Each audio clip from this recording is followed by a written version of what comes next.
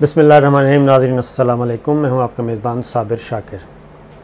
आज आपसे ज़रा जी पाकिस्तान और इंडिया और अक़वाम मुत्तहिदा ये ज़रा बात करते हैं। बड़ा अहम ख़बरें हैं, इम्पॉर्टेंट हैं, और फिर कुछ अगर टाइम मिलेगा तो दाखिली सियासत पे भी बात करेंगे। बल्कि शुरू करते हैं हम दाखिली सियासत पे भी। पहले दाखिली सियासत पे बात करते हैं और फिर हम करेंगे इंडिया के बारे में। जी, पाकिस्तान कुछ काम कर रहा है और वो काफ़ी मेहनत से कर रहा है, और उसमें वज़ीर-ए-आज़म इमरान ख़ान की हुकूमत हो या जनरल बाजवा हो, ISI हो, मिलिट्री, हमारे इंटेलिजेंस इदारे हों, वो भरपूर तरीके से ये काम कर रहा है। लेकिन इंडिया जो है अब वो उसके अपोज़िट जा रहा है। वो ये है कि पाकिस्तान में एक ज़माना था जी, पाकिस्तान से डू मोर का मुतालबा किया जाता था और ये कहा जाता था कि पाकिस्तान नॉन स्टेट एक्टर्स को पाल रहा है। तो पाकिस्तान अब नॉन स्टेट एक्टर्स को ख़त्म कर चुका।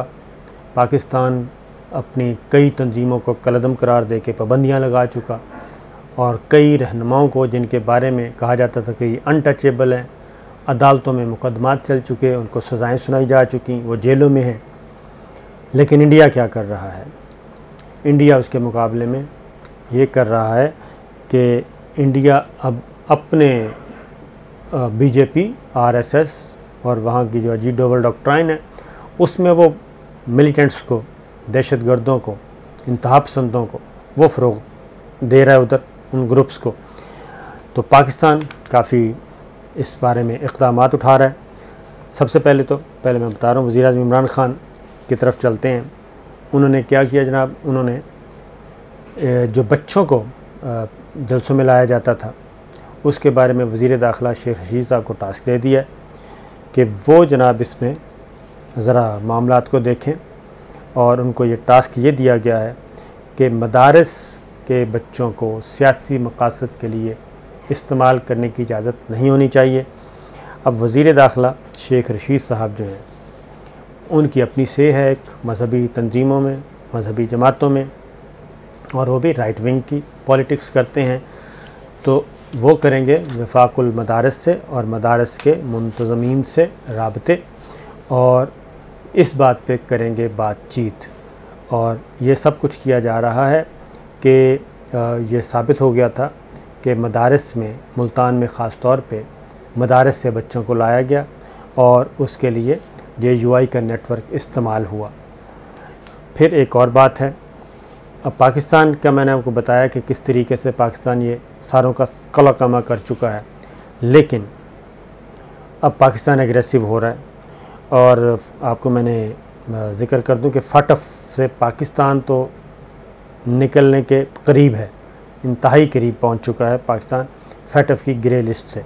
लेकिन इंडिया के लिए अब ज़रा मुसीबतें आने वाली हैं, और उसकी वजह है कि अक़वाम मुत्तहिदा की सलामती कौंसिल में पाकिस्तान ने बाकायदा तौर पे, जो हमारे मुस्तकिल मंदूब हैं वहाँ पे, मुनीर अकरम साहब, उन्होंने हुक्मरान जमात भारतीय जनता पार्टी की इंतहा पसंद नेशनलिस्ट तंजीम RSS, राष्ट्रीय स्वयं सेवक संघ जिसे कहते हैं, उसके लिए बाकायदा तौर पे जी अक़वाम मुत्तहिदा में एक मुकदमा, एक FIR डाल दी है, और वाज़ेह तौर पे ये कहा है कि जो RSS है वो ख़ित्ते में अमन के लिए, सलामती के लिए ख़तरा बन चुकी है। और मुनीर अकरम ने 15 रुकनी सलामती कौंसिल को बताया कि इंतहा पसंद, पुरतशद्दुद इंतहा पसंद ग्रुपों को भी दहशतगर्दों की दीगर तंजीमों की तरह कलअदम करार दिया जाए, और UNSC यानी यूनाइटेड नेशन सिक्योरिटी काउंसिल इस तरह की पुरतशद्दुद, नस्ल परस्त और इंतहा पसंद दहशतगर्दी यकीनी तौर पे तशद्दुद को फ़रोग़ देगी, और RSS, दाइश और अलकायदा जैसी दहशतगर्द तंजीमों की बयानिया की तौसीक़ करेगी। क्योंकि ये बात ज़हन में रखिएगा कि मैंने आपको बताया कि साउथ एशिया में दाइश और BJP और अलकायदा और RSS ये आपस में इनका इत्तेहाद हुआ है, और ये अफ़गानिस्तान में भी और इंडिया में इनके ताने बाने हैं। तो पाकिस्तान ने डोज़ियर्स पहले से दिए हुए हैं, सलामती कौंसिल के अरकान को भी दिए हैं और यूरोपीय यूनियन को भी दिए। अब पाकिस्तान आगे बढ़ रहा है और पाकिस्तान ने बाकायदा तौर पर अक़वाम मुत्तहिदा की सलामती कौंसिल के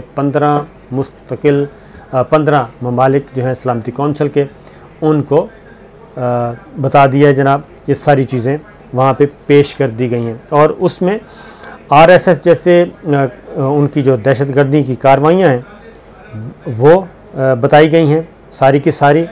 और फिर ये कहा गया है कि जनाब ये तंजीमें तो अब वहाँ की मिनॉरिटीज़ को इंडिया में मिनॉरिटीज़ को जो हैं वो कोई भी हो उनको किल करने की कोशिश कर रही हैं।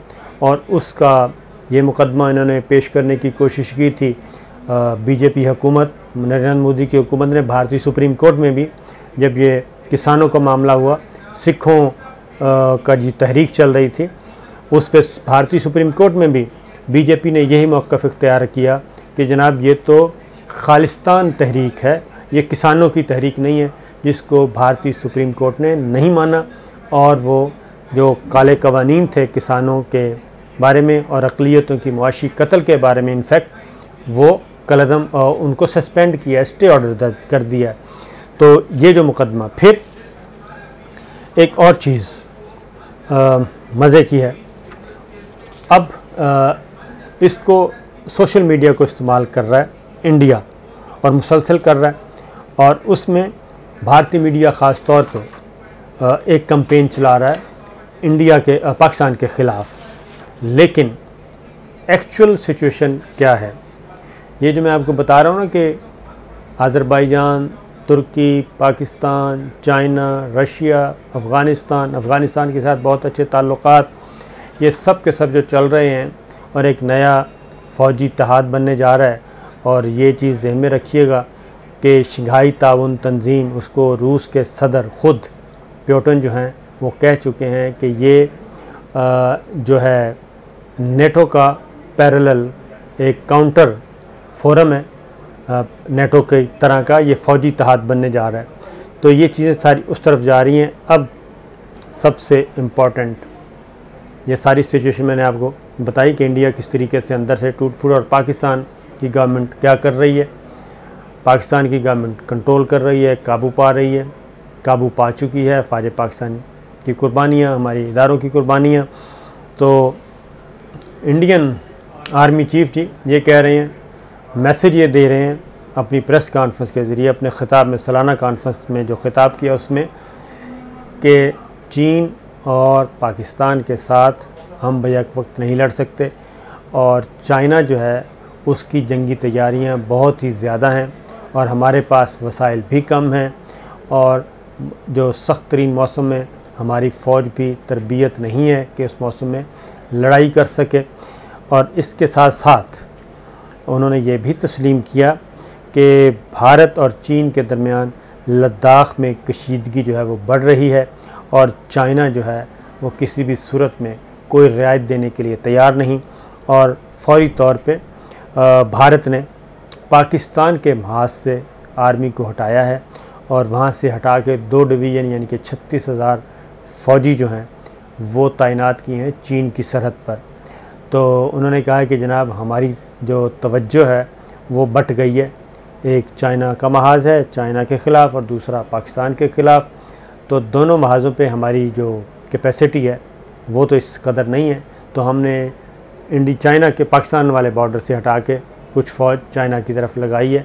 आपको ये तो मालूम ही है कि कोई 1 मिलियन तो सिर्फ उनकी मकबूजा कश्मीर में ही है फ़ौज जो कि लड़ रही है, लेकिन इस बावजूद वहाँ पे कोई सूरत हाल नहीं है। तो फिर वज़ीर ख़ारजा जी, इंडिया के वज़ीर ख़ारजा जयशंकर ने भी ये कह दिया है कि चीन और भारत के दरमियान एतमाद का फ़ुक़दान है और इसलिए उन्होंने कहा कि मामला ख़तरनाक हैं। और नरेंद्र मोदी ने जो कुछ अर्सा पहले तक धमकियां देने का जो सिलसिला शुरू किया हुआ था, अब उसमें भी थोड़ी सी नरमी आई है और भारतीय फ़ौज जो है वो पाकिस्तान से भी ख़ाइफ दिखाई देती है। फिर एक और भी इसके साथ है अहम तरीन, वो ये है कि इंडियन आर्मी के बारे में एक एनुअल रिपोर्ट हर फ़ौज के बारे में होती है कि जनाब क्या मोरल कैसा पाया जाता है, लड़ने की पोजीशन कैसी है, जवानों का हौसले कैसे हैं। तो एक रिपोर्ट सबमिट की गई कुछ अर्सा पहले नरेंद्र मोदी को, जिसमें ये बताया गया मकबूजा कश्मीर की वजह से भी और ख़ास तौर पे लद्दाख के मामले में भी 2 बातें बड़ी क्लियरली बताई गई कि भारतीय फ़ौज में हर तीसरा जो फ़ौजी है वो डिप्रेशन का शिकार है। हर तीसरा फ़ौजी डिप्रेशन का शिकार है, यानी ऑलमोस्ट 1/3 आर्मी जो है, इंडियन आर्मी, वो डिप्रेशन का शिकार है। वो मुख्तलिफ़ किस्म के नफ्सियाती मसाइल का शिकार है और वो मुसलसल जंगी माहौल में रह के, ख़ास तौर पे मकबूजा कश्मीर का ज़िक्र किया गया कि उसमें रह के वो ख़ुदकुशी की तरफ राग़िब हैं, अपने अंदर के झगड़ों की तरफ राग़िब हैं और फिर जिनसी बेरा रवी के शिकार हो चुके हैं, हम जिन्स परस्ती का शिकार हो चुके हैं और फिर रेप के वाक़यात हुए, यानी अफसरों की के साथ आपस में ही इस तरह के वाक़यात भी हुए। तो ये सारी रिपोर्ट नरेंद्र मोदी को सबमिट की गई। फिर साथ ये भी बताया गया कि ये जो मनफी दर्जा हरारत है लद्दाख, तिब्बत, गलवान वैली, यहाँ पे भी इंडियन आर्मी जो है वो उस मौसम में लड़ने के लिए ना ही तरबियत याफ्ता है और ना ही वहाँ पे उस मयार के हमारे बंकर्स हैं, ना ही उस तरह का लिबास है। तो लिहाजा वहाँ पे भी सूरत हाल दिगरगूं है। ये नरेंद्र मोदी ने इस रिपोर्ट को दबाया, लेकिन अब ये चीज़ें आना शुरू हो गई हैं। तो इससे आप अंदाज़ा कर लें कि पाकिस्तान किस तरफ जा रहा है और इंडिया पे बुरा वक्त आने लगा है, क्योंकि प्रेसिडेंट ट्रंप जो 20 जनवरी के बाद वो वाली मौजें नहीं मिलेंगी जो कि ट्रंप इंतज़ामिया के ज़माने में नरेंद्र मोदी को मिली हुई थी। जो बाइडन ज़रा थोड़ा सा डेमोक्रेट्स जो हैं वो अपनी ख़ारजा पॉलिसी को एतदाल पे लेके आएंगे टूवर्ड्स चाइना, टूवर्ड्स ईरान और ख़ास तौर पे पाकिस्तान के साथ भी अच्छे की तवक्को की जा सकती है। तो ये थी कुछ चीज़ें मैंने कहा आपसे शेयर कर लूँ। इजाज़त दीजिए, अल्लाह हाफ़िज़।